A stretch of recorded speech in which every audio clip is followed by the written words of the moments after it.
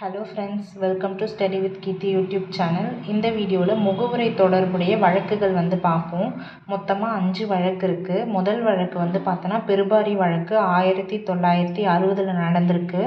இந்த வழக்கில் முகவுரை ஒரு அரசியல் அமைப்போட ஒரு பகுதி கிடையாது அப்படின்னு சொல்லியிருப்பாங்க. செகண்ட் கேசவனந்த பாரதி வழக்கு 1973. இந்த வழக்கில் முகவுரை அரசியல் அமைப்போட ஒரு பகுதி தான் அப்படின்றத உறுதி செஞ்சுருப்பாங்க. மூணாவது வழக்கு மினர்வா மில் வழக்கு 1980. இந்த வழக்கில் என்ன சொல்லியிருக்காங்கன்னா, முகவுரையோட நோக்கம் அரசியல் அமைப்போட அடிப்படை கடமை தான் முகவுரையோட நோக்கம் அப்படின்னு சொல்லியிருப்பாங்க. நாலாவது வழக்கு எஸ்ஆர் பொம்மை வழக்கு 1994.